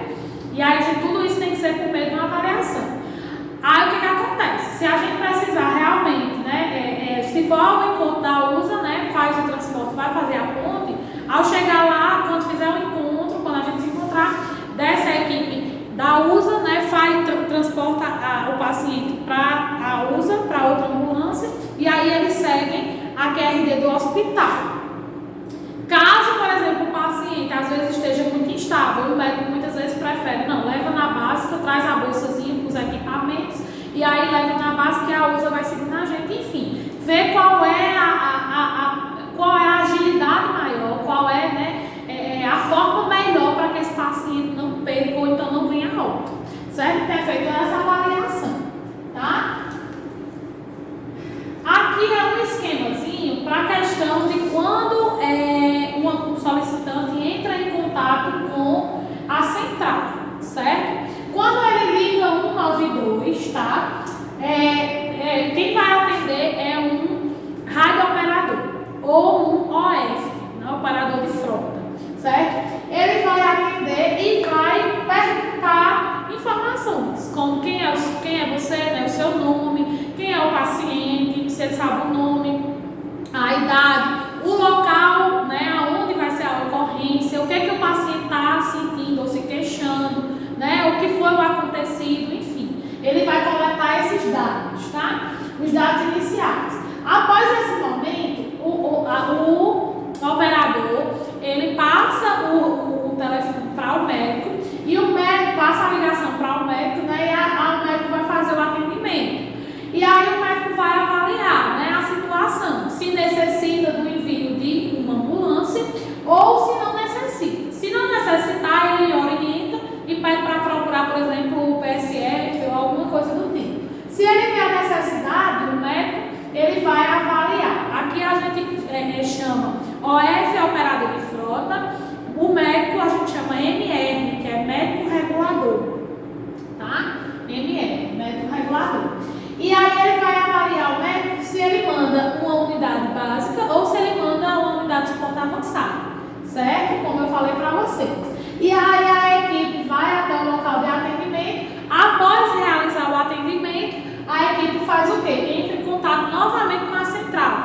A gente passa o quadro do paciente para a central para ver qual é a intervenção que o médico vai orientar a ser feita. Certo? Se faz alguma medicação, se faz o uso de O2, né? O que é que faz e para onde conduz esse paciente, certo? Aqui é a fichazinha do SAMU, são dados, né? Nome, sexo, idade, né? O endereço, o tipo de agravo, se é clínico, se é pediátrico, se é ginecobstétrico, se é psiquiátrico, se é queimadura, se é queda, né? Então vai marcar um xizinho onde é. Antecedente, se o paciente bebe, se o paciente é hipertenso, se o paciente tem diabetes, tá? A queixa do paciente, os sinais vitais frequência cardíaca, frequência respiratória, temperatura, glicemia e saturação, que é a questão, né, do oxímetrozinho, de pulso, tá? Geralmente quem preenche essa fichazinha, pessoal, é o enfermeiro, tá? Mas por que eu passo para vocês? Porque aqui na Paraíba não, que é regulamentado pelo Corém, né? O atendimento com o enfermeiro, técnico e condutor. Mas em outros estados, vocês podem ver só o técnico atuando junto com o condutor na base, certo? E aí vocês vão ter que preencher uma fichinha assim também. Cada município elabora, mas sempre elas são basicamente assim. Pode mudar só a ordem, mas a estrutura sempre vai ser essa fichinha, tá certo? E uma vez iniciado o atendimento pré-hospitalar, né, a assistência continua ao longo do transporte até a chegada ao pronto-socorro ou ao hospital. Tá? As informações do atendimento são transmitidas à equipe do hospital responsável pelo tratamento definitivo, que aí no caso é, se necessitar, o SAMU mesmo, a central, ela entra em contato com o hospital, certo? Tipo, quando é uma gravidade, aí vai precisar, né, da equipe prontidão para receber o paciente. Caso a gravidade do paciente é encaminhado para a sala de emergência, centro obstétrico, centro cirúrgico ou ao consultório. E aí a gente vai adentrar na parte realmente do atendimento hospitalar, certo? As unidades de emergência, né, hospitalares ou pronto-socorros oferecem atendimento imediato e ininterrupto aos pacientes adultos ou crianças em estado crítico ou potencialmente crítico, a fim de facilitar o acesso à unidade. A localização geográfica requer também cuidado e planejamento, inclusive em relação à proximidade dos elevadores de outros serviços, centro cirúrgico, laboratório e centro diagnóstico. Como eu falei para vocês, a questão, não, acho que eu não falei ainda, a questão justamente de que a urgência ela tem que ficar em um setor que seja próximo dos outros setores. Por exemplo, próximo do bloco, próximo do local que vai fazer realização de raio-x, né, de tomografia. Então, tem que ficar a área primeiro centralizada, certo? Porque para não precisar encaminhar esse paciente tem que ser de forma rápida e ágil, tá? A unidade de emergência é caracterizada pelo fluxo intenso de pessoas que circulam nessa área em razão da rotatividade dos pacientes que procuram o serviço devido à gravidade das condições em que se encontram, motivadas por trauma, afecções não traumáticas, alterações de comportamento, entre outras. Tá? A variedade dos agravos apresentados por esses pacientes justifica a diversidade de profissionais que atuam nessa unidade, onde a equipe multidisciplinar é composta por profissionais de enfermagem, assistente social, fisioterapeuta, médicos de diferentes especialidades, entre outros, bem como a avançada tecnologia presente com equipamentos de alta precisão. Essa complexidade exige a capacitação permanente dos profissionais, né, que nela atuam. Na assistência de enfermagem ao cliente em risco de vida, um aspecto importante é o tempo. As lesões são sérias, tanto no aspecto físico como psicológico, e requerem cuidados de enfermagem com intervenções seguras, rápidas e eficazes em sua terapêutica. Tá?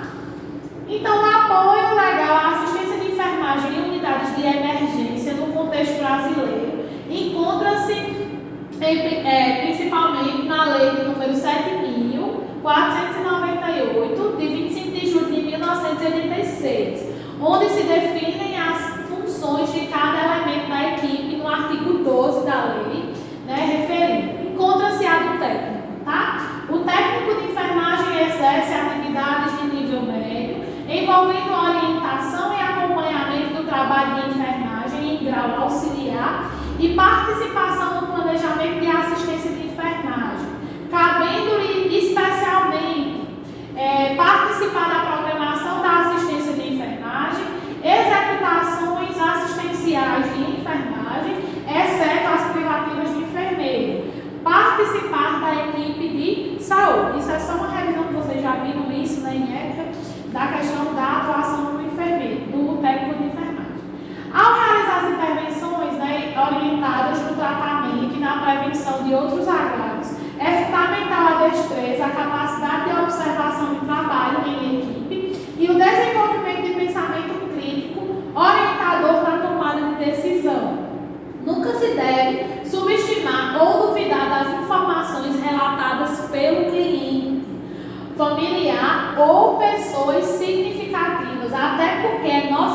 são observar e avaliar tudo que diz respeito aos clientes que estão sobre nossa responsabilidade. Por que eu sempre foco muito nessa questão? Porque assim, como eu disse para vocês, a questão de observar é muito importante, mas eu tenho que ouvir também o meu paciente. Jamais duvidar dele. Se ele disser assim, eu estou sentindo dor na minha perna esquerda. Mas ele não tem perna esquerda, tipo, ele amputou a perna. Mas se ele está sentindo dor, é porque ele está sentindo dor em alguma parte, em algum local que dá a entender que é a perna esquerda, tá? É claro que não vai acontecer isso, pessoal, mas assim, é só dizendo, jamais duvidem de uma sintomatologia que o paciente relata, até porque não somos nós que estamos sentindo, e sim o paciente. E aquilo pode até, né, ser muito relevante, tanto para uma assistência como para um diagnóstico. Então, por isso que é importante. Por que eu relato muito para vocês, quanto profissionais técnicos? Porque vocês são quem tem um contato mais direto com o paciente. Então, muitas vezes, eles contam coisas a vocês que eles não contam ao médico, que eles não contam ao enfermeiro, ao fisioterapeuta, a ninguém. Então, por quê? Porque eles confiam muitas vezes mais nos técnicos, devido a eles terem mais contato, do que em outros profissionais. E essa confiança vai partir de vocês, se vocês realmente derem a eles a entender que eles podem confiar em vocês, certo? Então isso é muito importante também na urgência, porque justamente a gente vai conseguir muitas vezes tomar decisões críticas, né, por meio da assistência que a gente está prestando, tá? No pronto-socorro, a triagem ou classificação inicial proporciona a cada indivíduo a avaliação imediata ou mediata para a identificação do agravo e instituição do tratamento adequado. Entretanto, as condições imprevistas nas diferentes situações de atendimento requerem atenção não apenas em aspecto técnico-científico. E aí a gente chegou na parte da triagem, né? Que foi o que eu disse para vocês. Essa triagem que eu vou apresentar para vocês agora é uma triagem hospitalar. Certo? É a triagem que ela é mais utilizada aqui no Brasil. Então a gente encontra essa triagem basicamente em todo hospital que vocês forem, vocês vão encontrar essa triagem. Certo? A triagem em serviço de emergência ela é definida como atendimento aos pacientes críticos que necessitam de assistência imediata, com o objetivo de prolongar a vida ou prevenir consequências críticas à saúde. Quando a gente fala assim, professora, mas só pacientes graves? Não. No hospital, realiza-se essa triagem hoje, tá? Antigamente utilizavam mais, como eu disse para vocês, em grandes catástrofes, certo? A triagem, no atendimento pré-hospitalar. Hoje se realiza sim a triagem no hospital devido ao fluxo e à demanda. Então, para organizar o setor, né, para organizar o atendimento, é feita essa triagem. E é colocado, essa triagem ela é realizada por meio, né, de cores, tá? Então a palavra triagem na língua portuguesa é escolha, seleção. Triar vem do verbo francês e significa trier, tipar, escolher e aplicar a área da saúde. O termo significa que é um processo no qual haverá priorização do atendimento de acordo com a necessidade de cada caso, certo? Então, se o meu paciente é um paciente que ele pode aguardar, ele vai aguardar. Se ele é um paciente que ele tem que ser atendido imediatamente, ele vai ser atendido imediatamente, certo? Então, por isso que é feito essa triagem. Nós temos alguns tipos de triagem. O que eu trouxe para vocês hoje, existem vários tipos, mas o que eu trouxe para vocês hoje foram 2 tipos de triagem que são mais utilizados. É o protocolo, né, de Manchester, que é uma triagem que nós utilizamos mais em locais, né, em hospitais, em pronto-socorro, pronto atendimento, certo? Atenção básica também, certo? A gente faz essa triagem também.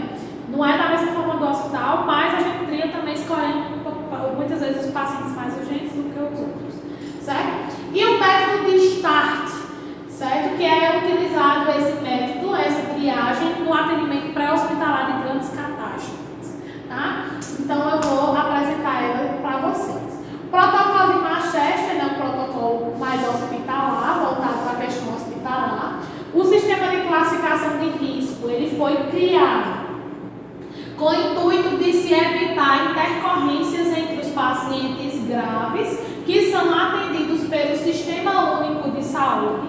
Trata-se de um processo dinâmico de identificação dos pacientes que necessitam de tratamento imediato, de acordo com o potencial de risco, agravo à saúde ou grau de sofrimento. Então, quando falarem em protocolo de Manchester, é um protocolo que nós classificamos ou triamos de acordo com a necessidade do paciente, tá?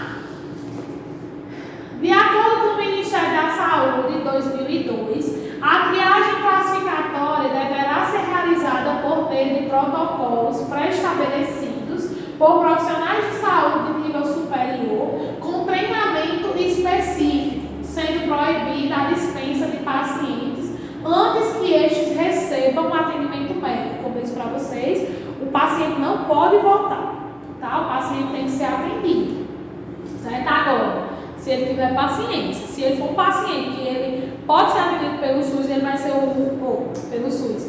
Pela atenção básica, não é um paciente de uma classificação mais grave, então ele vai esperar ali até 3, 4 horas do atendimento, certo? Ele vai ser um dos últimos a serem atendidos. E como eu disse para vocês, como eu li para vocês agora, que quem realiza essa triagem é um profissional de nível superior, geralmente é o enfermeiro, que faz essa triagem hospitalar. A triagem já de start é uma triagem que muitas vezes a gente tem que introduzir até os leigos mesmo para ajudar, porque são muitas línguas, certo? O protocolo é um instrumento de apoio que visa a identificação rápida e científica do doente de acordo com critérios clínicos para determinar em que ordem o paciente será atendido. Trata-se de um modelo que diferentes enfermeiros obtêm o mesmo resultado na análise de pacientes, aumentando a agilidade e a segurança dos serviços de urgência. Após a triagem, os pacientes serão encaminhados aos consultórios médicos. Uma vez realizado o atendimento, o paciente deverá ter a sua referência garantida por meio de encaminhamento realizado às centrais de regulação e aos fluxos previamente pactuados. Então, a classificação, nós classificamos por meio das cores, As cores que nós utilizamos é o vermelho, laranja, o amarelo, verde e azul, tá? Até aqui tem. Em alguns locais, pessoal, pode ser que a gente não encontre o laranja, tá? Por quê, Angélica? Porque geralmente quando é laranja, eles classificam mais como amarelo do que, por exemplo, como laranja, certo? Os que realmente forem caros já classificam como vermelho. Então, geralmente eu já foco, vamos focar na questão de vermelho, amarelo, verde e azul, certo? Essas são as cores do protocolo. E aí, a classificação. O vermelho é classificado como emergência, o amarelo é classificado como urgência, o verde é classificado como uma semi-urgência e o azul é classificado como não urgência, certo? Aí, Angélica, o que seria? Esse azul seria um paciente que poderia muito bem ser atendido no PSF, certo? Que na verdade nem precisava muito existir aqui nessa questão. Vamos lá. A intervenção médica, que nós atendemos. Pronto, sim, vamos lá para a questão. Eu gosto de voltar esse mais só pela questão do tempo. O vermelho, como a gente falou, é um atendimento imediato, ou seja, o paciente 0 minutos para ser atendido, ele tem que ser atendido na hora que chegar. Se for um paciente classificado de vermelho, classificado como vermelho. Se for um paciente classificado como amarelo, ele pode aguardar até 1 hora. É um profissional mais amarelo, não é uma urgência, sim. Lembra que eu falei, a urgência ela pode aguardar, quem não pode aguardar é a emergência. A emergência vermelha, a urgência amarela, certo? A verde ela pode também aguardar até 2 horas, certo? Para ser atendido. E a azul ela pode aguardar aí até 240 minutos, que tem quando a gente vai calcular aqui, dá até 4 horas, certo? Então, é a média, mais ou menos, de uma pessoa que poderia ser atendida em atenção básica. Então, assim, se ela tiver paciência, ela vai ser atendida. Agora, ela tem que ter paciência. Intervalo, a intervenção atender imediatamente o vermelho, né, classificado como vermelho. O amarelo ele pode levar em média de 30 a 60 minutos no máximo. O verde de 1 hora, né, as avaliações, ficar avaliando. E o azul, essa avaliação médica é a partir de 2 horas, né, que o médico aí precisa estar reavaliando, se necessário. A realização, né, a reavaliação do enfermeiro. Os cuidados no vermelho têm que ser contínuos, não pode parar, tem que sempre estar observando o paciente. No paciente amarelo, só necessita a cada 30 minutos. No verde, a cada 60 e no azul, a cada 2. E também, muitas vezes, utiliza-se o protocolo do hospital para reavaliação. Certo? Propriedades, né? A questão, ou prioridades. A questão do tratamento médico, né? No vermelho é imediato, certo? No amarelo, aguarda atendimento médico prioritário, que seria no caso o vermelho. No verde, aguardam consultas, né, com prioridade em relação ao azul. E o atendimento por ordem de chegada, geralmente, quando é o azul. Que não tem como classificar, fulano precisa ser primeiro, porque quando é tudo azul, é quem chegou primeiro, certo? E a triagem pré-hospitalar, pessoal, é a triagem, né, é o modelo de START, como eu falei para vocês, é utilizada, isso é muito questãozinha assim de concurso. O método de START só é utilizado para múltiplas vítimas, ou seja, quando eu tenho muitas vítimas, tá? Ele não é utilizado para um atendimento, por exemplo, de 4 vítimas, certo? É de 5 para lá, certo? É múltiplas vítimas. A seguir START, do termo, né, simples, triagem, é inglês, tá? Essa parte do inglês eu ainda não aprendi muito. Help, aí quem souber ler, tratamento. Ou triagem simples. E é um tratamento rápido, né? É um método que pode ser executado em situações de emergência por leigos ou pessoas com pouca formação médica. Não se destina, contudo, à supervisão ou instrução de pessoal ou técnicas médicas, tá? Então, é só apenas a classificação e separação de vítimas para que elas recebam o atendimento. A triagem, ela separa as vítimas em 4 grupos, né? Como a gente viu aqui na imagem, certo? É também classificada por meio de cores. Professora, mas aqui eu só estou vendo 3. Cadê a 4ª? É porque a 4ª, pessoal, é a preta, a cor preta. E aí eu vou explicar por que a gente não coloca junto com essas outras 3 cores. Então, as vítimas são classificadas em 4 grupos. Aqueles a quem não há auxílio possível. Como assim, Angélica? Não há auxílio possível. Os que já vieram a óbito, os que já morreram, certo? Não tem o que a gente fazer mais, não existe mais um auxílio para ser feito àquela vítima.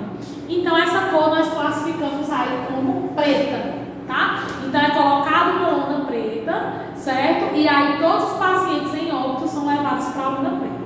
Pacientes que paciente não respira, paciente não tem pulso, né? Óbito, paciente preto. Tá? Se quiserem estar aí na frente, preto. Os feridos que necessitam de transporte imediato. Quem foi que eu disse que necessita de transporte imediato? É uma emergência classificatória de cor vermelha, tá? Os feridos cujo transporte pode ser adiado, nós classificamos aí como atendimento amarelo, atendimento de urgência, certo? E aqueles com ferimentos ligeiros que não necessitam de cuidados urgentes, nós classificamos como verde, tá bom? E aí são pacientes que muitas vezes eles podem até procurar o serviço, tá? Então nós precisamos, quando a gente tem, né, esse método de triagem, nós temos que se ajudar, certo? E aí, essas evacuações são da seguinte forma, tá? É bem rápido, como eu disse para vocês.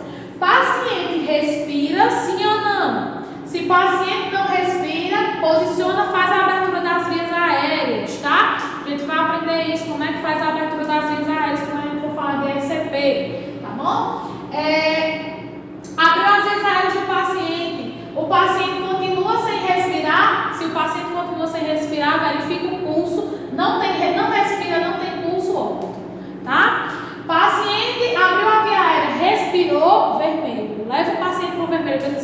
imediatamente, porque ele está com alguma obstrução, porque o paciente não estava respirando, quando abre as olhos, o paciente respirou, então o paciente tem alguma obstrução, vermelho.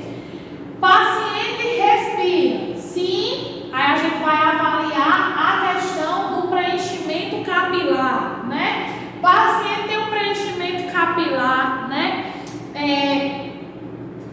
Maior que 30 segundos, botei aqui, paciente não está voltando à cor normal, não está voltando à cor normal, está ficando a extremidade, né, presa, né, está sem fluxo nas extremidades, vermelho. Paciente que está voltando antes de 30 segundos, né, a extremidade, pressionei, voltou antes de 30 segundos ao normal, então o preenchimento capilar está preservado, certo? Então aqui a gente coloca, eu pulei, adiantei, peraí, calma. Respira, sim ou não? Sim. Se o paciente respira, né, mais de 30 respirações por minuto, certo? É um paciente que precisa ir para vermelho, tá? Se o paciente respira menos de 30 por minuto respiração, então a gente avalia que é um paciente que não precisa de vermelho. Aí a gente já vai para o preenchimento capilar, que foi o que eu mostrei do dedinho. Voltou antes de 2 segundos, voltou ao normal, então é um paciente que não necessita do vermelho. Não voltou o preenchimento capilar em menos de 2 segundos, é um paciente que precisa ir para vermelho. Aí o paciente voltou ao preenchimento normal, o paciente está respirando normal, ele responde a ordens quando você pede, levante o braço, né? Pisque o olho, né? Fale seu nome, então ele responde a comandos sim, então ele é amarelo. Paciente não responde a comandos que você manda, né? O paciente está respirando, está o preenchimento capilar preservado, mas não responde a comandos, vermelho, certo? E o verde, pequenas lesões, tá? Professora, mas assim é muito complicado. Pessoal, a avaliação, vamos lá, resumindo tudo, a gente precisa avaliar se o paciente respira. Se o paciente respirou, a gente vai analisar aí como está a respiração desse paciente. Se a respiração está acelerada, ou se a respiração está diminuída, ou se a respiração está normal. Verifiquei isso, né? O paciente está respirando. Se o paciente estiver respirando, vou avaliar o preenchimento capilar. Por que o preenchimento capilar é importante, Angélica? Porque ele pode estar com hemorragia, com sangramento, e o sangue, as extremidades estão sem perfusão periférica, sem sangue, sem circulação. Então, por isso que a gente avalia essa questão da extremidade. Paciente, avaliei a respiração, avaliei a extremidade, vou avaliar se o paciente responde a comandos. Se o paciente não responde a comandos, vermelho. Se o paciente responde a comandos, amarelo, tá? Se o paciente teve lesões superficiais simples, verde. E se o paciente não respira, se o paciente abriu o diário, o paciente continua sem respirar, e o paciente está sem pulso, óbito, tá? Então, é aquela classificação bem rápida. Por quê? Porque como é muitas vítimas, a gente precisa classificar para levar para a lona certa. Quando chega na lona, pessoal, ele vai receber assistência. Então, as equipes são contatadas para irem para o local. Essa parte da triagem deixa com pessoas mais ou menos leigas, porque as equipes precisam estar dando suporte aonde? Nas lonas, certo? Então, as equipes ficam dando suporte nas lonas e os leigos, os condutores, enfim, ficam buscando as vítimas, certo? É mais ou menos assim quando a gente está nesses métodos de grandes catástrofes, beleza? E só relembrando os grupos, né? Nós temos aqueles que não há auxílio possível, que seriam classificados como pretos. Sim, a lona não fica perto justamente para não assustar os pacientes que estão graves ou leves, né? Ou intermediários, tá certo? Então, só para lembrar, por isso que a lona preta ela fica o contrário das outras lonas, certo? Por exemplo, se tá as 3 lonas aqui e as cabeças de um paciente estão para lá, a lona vai ficar para lá, para que aqueles pacientes não visualizem os outros, certo? Os feridos que necessitam de transporte imediato, como eu falei, que a gente classifica como vermelho, certo? E os feridos cujo transporte possa ser adiado que seriam aí o amarelo, e aqueles com ferimentos ligeiros que não necessitam de cuidados urgentes, que seriam aí os verdes, tá? E aí nós encerramos essa aula, certo? Com essa classificaçãozinha, com os 2 métodos de triagem mais utilizados, como eu falei para vocês. Nossa próxima aula vai ser relacionada ao atendimento pré-hospitalar, então, como eu disse, não se assustem. Então, tem muita informação nova, mas aí a gente vai, né, passando fracionadamente algumas. É claro que o serviço de urgências é muito complexo, então, assim, nós temos atendimento pré-hospitalar e hospitalar, então, é muita coisa, mas a gente vai dar conta, tá bom? E aí, o vídeo, né, como eu falei para vocês, eu vou estar enviando sempre vídeos para vocês bem curiosos, então, vocês observem sempre o grupo. O material também vai ser enviado para vocês, certo? Materiais de apoio, sempre que possível eu vou estar enviando. A questão das atividades que eu disse para vocês, né, que vão ser fracionadas, e vou estar enviando aí também a questão de casos clínicos, certo? E aí vou estar sempre enviando também curiosidades, vou estar enviando termos técnicos. Eu quero tanto que vocês aprendam os termos hospitalares, como eu quero que vocês aprendam os termos também de atendimento pré-hospitalar, ou seja, os códigos que nós utilizamos no SAMU. É muito, muito importante para que vocês não sofram quando vocês forem para o primeiro emprego. Vai que é o SAMU o primeiro emprego, não é isso? E aí, muita coisa tem na internet que vocês podem estar, e também tem no apoio. A gente tem uma ferramenta muito boa, né, que é a internet, tá certo? Qualquer dúvida, estaremos aí para retirar, né? Não esqueça da nossa aula na terça-feira, de 7 horas da noite. Nossa aula vai ser ao vivo, tá? Então, se você se atrasar, você pode já ter perdido muita coisa quando você entrar. O link vai ser enviado para vocês lá no grupo do WhatsApp, e baixem o Google Meet, tá? Vou estar enviando também o print para vocês verem a imagenzinha, qual é o aplicativo lá no Play Store, tá bom? Então eu creio que é só isso. Até a próxima aula com vocês e tchau, tchau.